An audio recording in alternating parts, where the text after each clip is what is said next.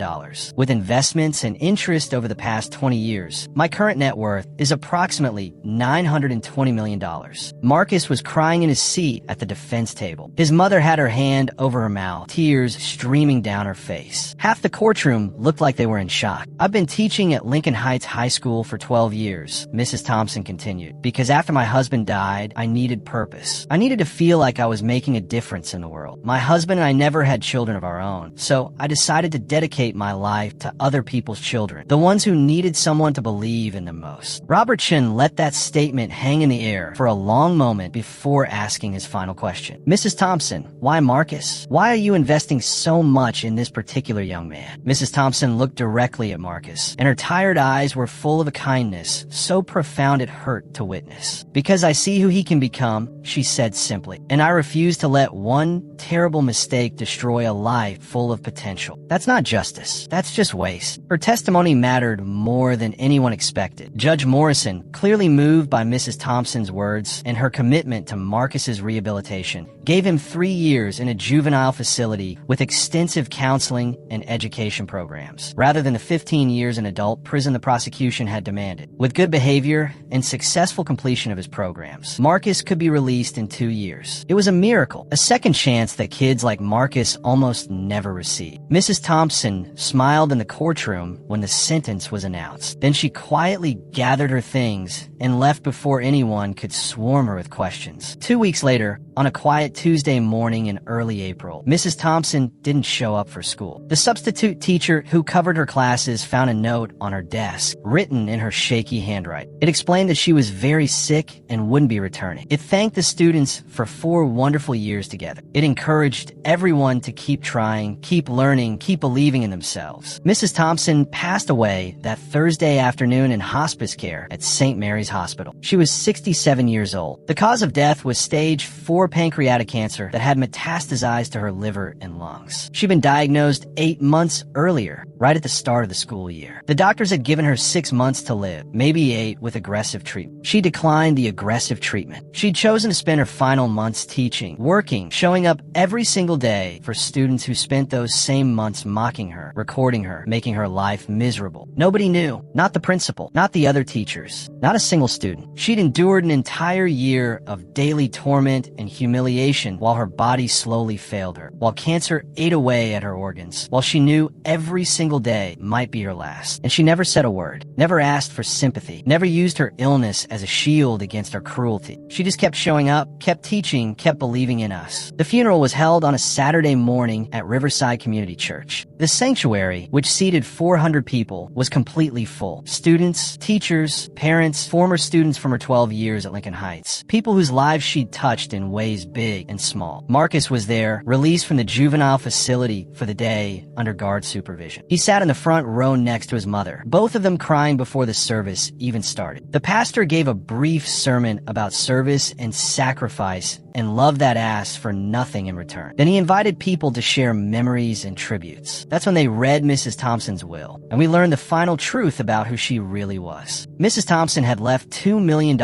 each to 47 different students from her remedial math classes over the 12 years she'd taught at Lincoln Heights. $94 million total, distributed to kids who'd never had a real chance at college or a better future. Kids from broken homes and broken systems. Kids who've been written off by everyone else. The money came with only one condition. It had to be used for education, whether that meant college, trade school, vocational training, or any other program that would help them build better lives. Marcus Davis was one of the 47 names. So was I. So were most of the kids who'd spent years making her life hell. She'd also left $50 million to Lincoln Heights High School specifically for the remedial education program, to hire more teachers, buy better materials, and create support systems for struggling students. Another $100 million went to various charities focused on education and criminal justice reform. The remainder of her estate, approximately $600 million, went to a foundation she'd established to provide legal defense funding for young people charged as adults for first-time offenses. She'd planned all of this while we threw paper balls at her head, while we recorded her confused moments and posted them online for the world to mock, while we treated her like a joke and a burden and someone whose life had no value. Marcus spoke at the memorial service, and I don't think there was a dry eye in the building. He walked up to the podium in his juvenile facility uniform, flanked by 2 guards, and he could barely stand upright under the weight of his grief and guilt. "I don't know how to do this," he started, his voice cracking immediately. "I don't know how to put into words what Mrs. Thompson meant, or what she did, or how much I wish I could take back every single thing I said and did to her." He stopped, overcome, and his mother stood up in the front row like she was going to go to him. But Marcus held up his hand and forced himself to continue. "She saved my life," he said, tears streaming down his face. I was standing in that courtroom facing 15 years in prison, and she walked in like an angel and gave me a future I didn't deserve. She paid for lawyers and therapy and my family's rent. She testified about my potential when I'd spent 4 years trying to destroy her. She saw something in me I couldn't see in myself. His voice broke completely, and he had to pause for almost a full minute before he could speak again. And you want to know the worst part? Marcus continued. The absolute worst part? I spent 4 years being cruel to her. For years making fun of her and disrespecting her and recording her and posting those videos online. For years treating her like she was worthless. And she was dying. She was dying the whole time, and she never said anything. She never defended herself. She just kept showing up and kept believing in me, even when I gave her every reason not to. He looked out at all of us, his eyes red and swollen. I can't fix what I did, Marcus said. I can't apologize to her. I can't thank her. I can't tell her that I'm going to spend the rest of my life trying to become the person she believed I could be. All I can do is promise, right here, right now, that I won't waste the gift she gave me. I won't waste this second chance. I'm going to make something of my life, and I'm going to help other kids like me, and I'm going to make sure people remember her name and what she did for all of us. He couldn't continue after that. The guards escorted him back to his seat, where his mother held him while he sobbed. The school renamed the math building after her, the Thompson Education Center, with a bronze plaque explaining who she was and what she'd done. They hung her photograph in the main hallway, a professional portrait from 20 years earlier when she was younger and healthier, smiling that same tired, kind smile. But here's the thing that still haunts me years later. Those videos we made of Mrs. Thompson are still online, still circulating, still getting views and shares and cruel comments from people who have no idea who she really was. Hundreds of videos across multiple platforms, showing her confused moments, her mistakes, her vulnerability. Videos we created specifically to humiliate her. I try to get them taken down, so have other former students. We've reported them, contacted platform administrators, explained the situation. Some have been removed, but most remain. The internet is forever, and our cruelty has been preserved in digital amber for anyone to see. Those videos have millions of combined views now. The comment sections are still full of mockery and jokes, and people saying cruel things about a woman who gave away hundreds of millions of dollars to help kids nobody else cared about. People who have no idea they're mocking a hero. People who see only an old, confused teacher and never learn the truth about her sacrifice and generosity. I'm 30 years old now. I used the $2 million Mrs. Thompson left me to get a degree in education. I teach remedial math in inner city high school in Chicago, trying to be for my students what Mrs. Thompson was for us, even though we didn't deserve it. I think about her every single day. Every time a student is disrespectful or cruel, every time I want to give up on someone, I remember her patience and her faith and her refusal to abandon us. Marcus got out of the juvenile facility after 22 months. He used his $2 million to get a degree in social work and criminal justice. He's now a youth counselor working with at-risk teenagers, and he speaks at schools about second chances and the importance of seeing people's humanity. He's married, has 2 kids, and coaches youth basketball on weekends. He became exactly who Mrs. Thompson believed he could be. 44 of the 47 students she left money to have graduated from college or completed vocational training programs. 3 of them became teachers. 7 work in social services. 2 became lawyers specializing in juvenile defense. We all carry her legacy forward in different ways, try to repay a debt we can never truly settle. But we can't erase what we did to her. We can't take back those videos or those cruel moments or that year of torment she endured while dying. We can only live with it, learn from it, and try to make sure her story teaches others what we learned too late. Mrs. Thompson taught remedial math to kids nobody else wanted. She was worth nearly $1 billion and chose to spend her final years in a cramped classroom at the end of a hallway, being mocked and disrespected by teenagers who couldn't see past their own pain and cruelty. She saved Marcus's life and 46 others. She changed an entire community. She proved that one person, armed with resources and compassion and unwavering faith in human potential, could make a difference that echoes across generations. And we treated her like garbage until the day she died. That's the truth we have to live with. That's the lesson that cost us someone irreplaceable to learn. That's the story I'm telling you now, hoping that maybe somewhere someone will hear it and choose kindness over cruelty. Choose to see people's humanity instead of their weaknesses. Choose to believe in second chances and redemption and the possibility that everyone, no matter how lost they seem, deserves someone who refuses to give up on them. Mrs. Thompson was that person for us. We didn't deserve her, but she gave us everything anyway. If you enjoyed this story, like and subscribe for more. And maybe, just maybe, think twice before you judge someone, mock someone, or dismiss someone as worthless. You never know who they really are, what they're fighting, or what they might mean to your life until it's too late to tell them thank you.